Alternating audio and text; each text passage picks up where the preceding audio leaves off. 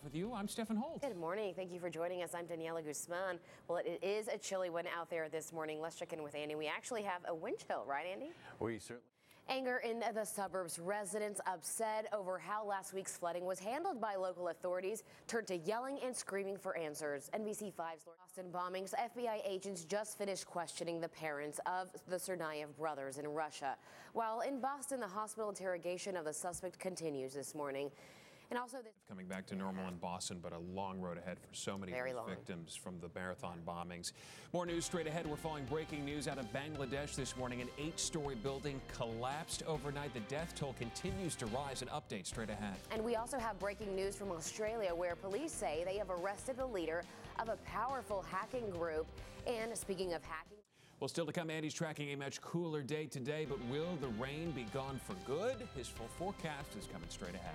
Plus, the area schools that really make the grade and come out on the list of the very best. And the not-so-funny Nick. So is the winter jacket, Andy? I know. Don't put it up just yet. Did you say come back? I don't know that we've ever put it away.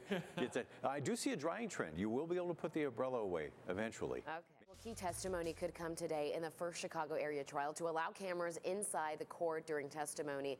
Johnny Borg. Well, some other headlines we are watching for you this morning. A report from House Republicans concludes President Obama and former Secretary of State Hillary Clinton ignored intelligence that could have prevented the deadly attack on the U.S. consulate last year. And Congress has a new place to go if an attack on Washington keeps them away from the Capitol, and the military built facilities for them at nearby Fort McNair.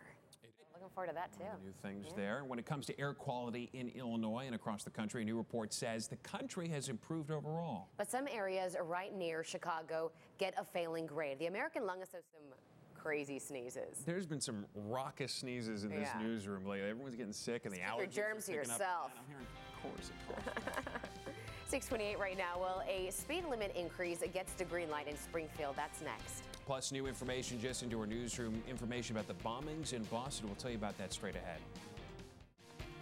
Good Wednesday morning. Thanks for joining us. I'm Daniella Guzman. I'm Stephen Holt. Good morning. Great to be with you and start this day off with you. The rain from yesterday lingering this morning. Let's get a check of the radar.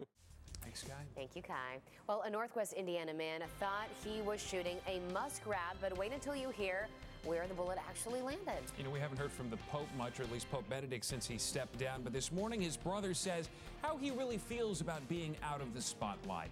A man leads police. Okay, so our next story sounds something like out of a Looney Tunes cartoon. A Michigan City man was trying to shoot a muskrat, but the muskrat dodged the would-be hunter, and the bullet bounced off a pond and into a neighbor's home. And the man apologized to his neighbor and offered to pay to repair the bullet hole. He says the muskrats have been tearing up his pond and eating his fish, and prosecutors are considering charges against the trigger-happy gunman. Okay, so check out. Well, still more news straight ahead, including breaking news we're following for you this morning. This is out of Bangladesh, where a deadly building collapse happened overnight. We have the latest on the search for survivors. And you never have to miss another FedEx delivery again. We're going to tell you why.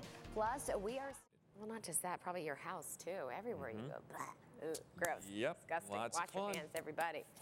Now you can eat again. You'll soon never have to leave home to get fast food. The restaurant that will now bring it straight to your door.